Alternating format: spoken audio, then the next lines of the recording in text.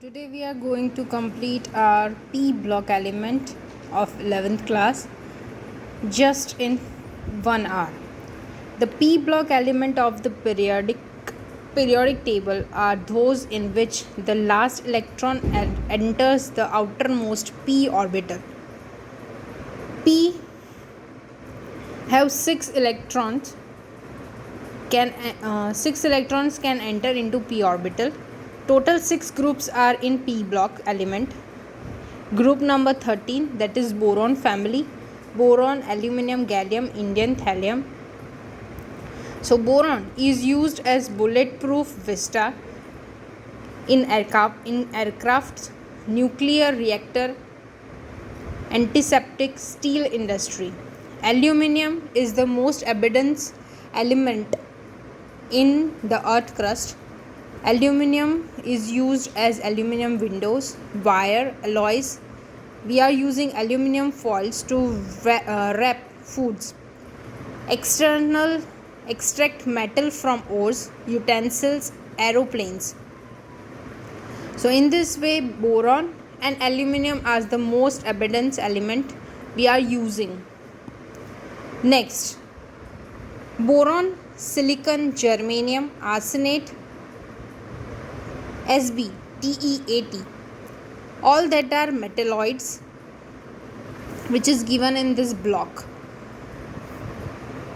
In this particular area, that are all non-metals, and in this they are all metals. So below boron we are having metals, and above silicon we all are having non-metals. Electronic configuration of boron family is ns2np1, and electron configuration of p block element is ns2np126. Metals, non-metals and metalloids exist in this group. First member of each group differ from remaining members of the corresponding group. That means first element, boron, carbon, nitrogen, oxygen, fluorine and neon. The first row are slightly differ from the rest of the group's element. So boron, aluminum, gallium, indium and thallium. Boron is the third most abundant element in the earth crust. Now next is trends physical properties. We all know that boron family electronic configuration is ns2np1. So boron electronic configuration: helium 2s2 2p1, aluminum neon 3s2 3p1, gallium Ar argon 3d10 4s2 4p1, krypton 4d 5s2 5p1, xenon 4f14 5d10 6s2 6p1. So these are the electronic configuration of boron family. Next is atomic and ionic radius. So atomic radius and ionic radius, as we know, we have seen in periodic properties that as we go down the group, atomic and ionic radius increase. But in this, aluminum and gallium, hence aluminum has more radius than gallium, because gallium has d orbital, 3d orbital. So due to gallium had 3d orbital, so aluminum atomic radius and ionic radius is greater than gallium. Aluminum atomic and ionic radius have bigger than gallium due to d orbital which is there in gallium. Next,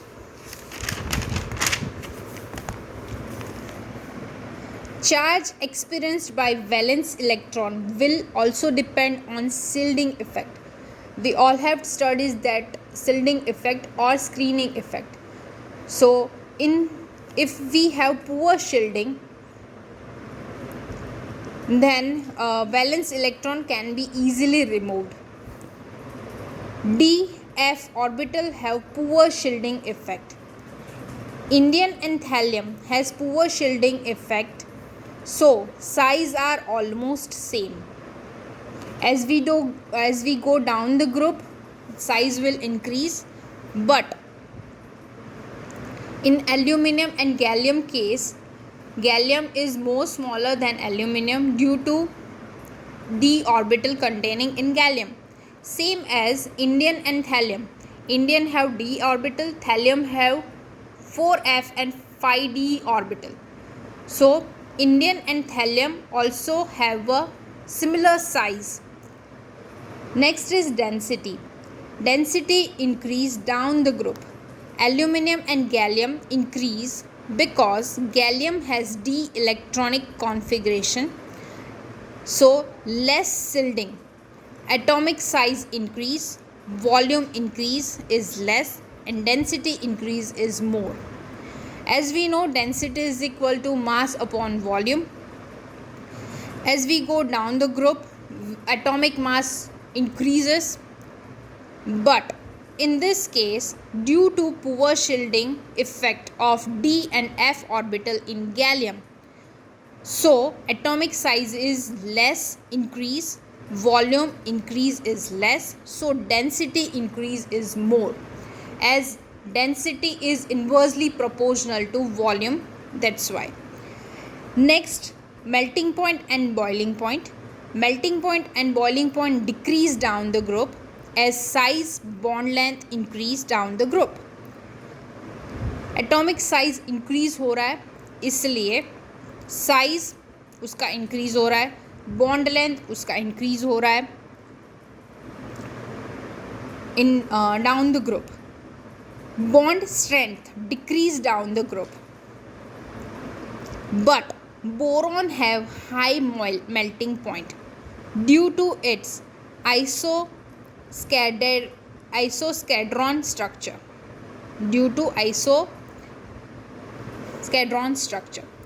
Gallium have very low melting point but high boiling point because gallium have structure like dimer. Next is ionization enthalpy. As we know, what is ionization enthalpy? Energy needed to pull an electron from an atom. Energy needed to pull an electron from an atom, that is known as ionization enthalpy. As we know, ionization enthalpy also decrease down the group, but in aluminum and gallium it increase because of d block, which has poor shielding, so have to give more energy than aluminum. Same in indium and thallium. F and D block element are there in thallium, so we have to give more energy to remove p electron. So ionization enthalpy decrease down the group, but in aluminum and gallium it increase because of D block, and indium and thallium due to F and D block are there in thallium, so indium and gallium also have a increased ionization enthalpy. Next is electronegativity, tendency of atom to pull share pair of electron towards itself. Depend on atomic size and electron hunger. Down the group it decrease, but after aluminum it increase because due to poor shielding of D and F block elements. Metallic character increase down the group. Now next is reducing properties. As we know, down the group reducing properties also increase, but after aluminum it decrease because of D and F block elements are there. So reducing properties also decreases. Oxidation state: boron, aluminum, gallium, indium and thallium. So outermost cell having 3 electrons. So oxidation state is +3. If we only remove electron from p block, then oxidation state will be 1. So in boron, aluminum, gallium, indium and thallium, we get +3, +3, +3 and +3, +1 oxidation, +3 and +1 oxidation state. After aluminum, there are D cell, D and F cell. So after aluminum, +1 oxidation state is stable, then +3 oxidation state. Because of screening effect, 4s2 electrons can't be removed easily. So +1 oxidation state is more stable in gallium, indium and thallium. In boron and aluminum, +3 oxidation state is more stable. Due to poor shielding, D and F orbitals are there. So 4s2, 5s2 and 6s2 are more attached towards nucleus. So only p orbital will give its electron and form oxidation state +1, which is stable in gallium, indium and thallium. Next, nature of compound. So what is the nature of compound? Is it acidic? Is it covalent bond? It forms ionic bond? Let's see. Boron, very small in size. So ionization enthalpy is very high because it shares electron, so it forms covalent bond. So boron forms covalent bond. Aluminum, it forms covalent and ionization compound. Gallium, indium and thallium, it forms ionization compounds only. Chemical properties: reaction with air. If boron is unreacted in crystalline form, but amorphous boron on heating in air forms B2O3. Aluminum forms a very thin oxides layer, that is aluminum oxide, on the surface, which protect the metal from further attaching of air. So after forming aluminum oxide, it will not further react with air because it forms a very thin layer on it. So reaction is E, that is your boron element, boron family plus oxygen, that forms boron E2O3. So all boron, aluminum, gallium, indium and thallium forms oxides. Boron oxides are acidic because oxides of non-metals are acidic in nature. Aluminum, gallium are amphoteric in nature, so they can form either acidic, either basic. Indium and thallium are basic in nature. So indium and thallium are basic in nature. Next is reaction with nitrogen. So aluminum and boron reacts with nitrogen at very high temperature, which forms nitride. Other don't react with nitrogen. So nitrogen reaction is element plus 3 moles of nitrogen, that forms En, that is boron nitride and aluminum nitride. Other rest, gallium, indium and thallium, don't react with nitrogen. Next, reaction with acid. So there are two types of reaction, which one is oxidizing acid and next is non-oxidizing acid. So we can define that containing oxygen in the ionic structure, that is known as oxidizing acid, and do not have oxygen in ionic structure, that means that is non-oxidizing acid. So example, nitric acid HNO3, HClO4, HClO3, H2CrO4, concentrate H2SO4, that all are oxidizing acid. Non-oxidizing acid means HCl, HI, HBr, HF, H3PO4, dilute H2SO4, that all are non-oxidizing acid. For example, copper with concentrate HCl, that is non-oxidizing acid, it doesn't give any reaction. So with metal, if it reacts with non-oxidizing acid, it don't give any reaction. Copper with dilute HNO3, that means oxidizing acid, it forms Cu2 plus.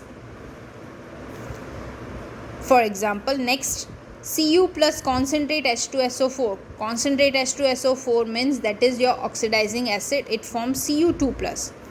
Copper plus dilute H2SO4, that is your non-oxidizing acid, it gives no reaction. If your element reacts with oxidizing acid, then it reduces as a gas of NO2, SO2 liberates. So if it reacts with HNO3, then it liberates NO2 gas. If it reacts with concentrate H2SO4, then it liberates SO2 gas. If your elements react with non-oxidizing acid, then it liberates H2 gas. Let's see some examples. Boron plus dilute H2SO4. So dilute H2SO4 is again your non-oxidizing acid. So it will not react, it will not give any reaction. Boron plus concentrate HNO3, that it forms H3BO3 plus NO2 gas liberates. Next example, boron plus concentrate H2SO4, it forms H3BO3 and it liberates SO2 gas. Aluminium plus concentrate HNO3, that is again an oxidizing acid, so it forms aluminum oxide and NO2 gas. Aluminium plus dilute HCl, it forms aluminium trichloride and gives H2 gas. Thallium plus concentrate HCl, it forms thallium chloride plus H2 gas. Thallium plus concentrate HNO3, that forms thallium nitride plus NO2 gas. Gallium plus concentrate H2SO4, it forms gallium sulfide and gives SO2 gas. Next is reaction with base. Boron does not react with alkali to moderate temperature, but attached by strong alkali at high temperature. So boron does not react at a room temperature, it reacts with alkali, strong alkali, that means NaOH, KOH, at a very high temperature. Aluminum and gallium reacts with aqueous alkali and liberates dihydrogen. Boron plus KOH at very high temperature, it forms K3BO3 plus H2 gas. Aluminium plus NO2 in aqueous medium, so we are using H2O, gives sodium tetrahydroxyaluminate ion plus H2 gas. Same gallium plus strong alkali NaOH in aqueous medium, it forms sodium tetrahydroxy galluminate ion and 3 moles of dihydrogen gas. So this reaction is reaction with base. Next is reaction with halogens. So group number 13 elements react with halogen to form trihalides. For example, boron trihalides, boron trichloride, etc. Fluorine are ionic with high melting point. So chlorine, bromine and iodine forms covalent with low melting point, and fluorine if reacts with any group number 13th element, then it forms a ionic compound. Boron trihalides are covalent in nature, soluble in organic solvent, and bad conductor of electricity. It forms sp2 hybridization. So boron trichloride are Lewis acid. Lewis acid means they are taking lone pair of electron. So boron trichloride plus NH3, nitrogen have lone pair of electron. It will give two boron and form tetrahedral structure, which is sp2 hybridization. BF3, BCl3, BBr3. This is the increasing order of stability.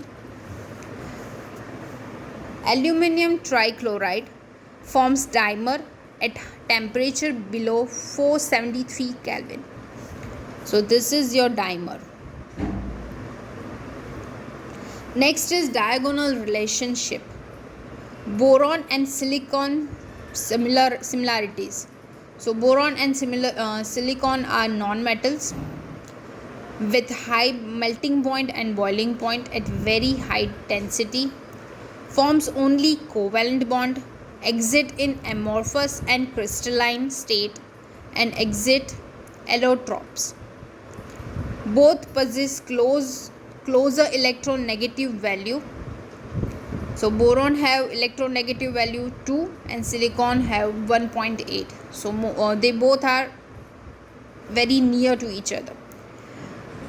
Hydrides are gaseous and inflammable.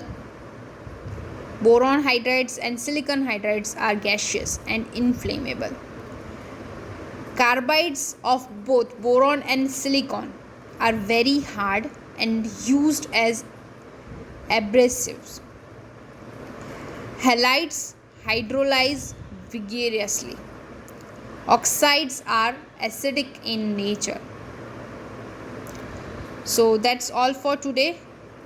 Next session is for group number 14, that is carbon family. Thank you.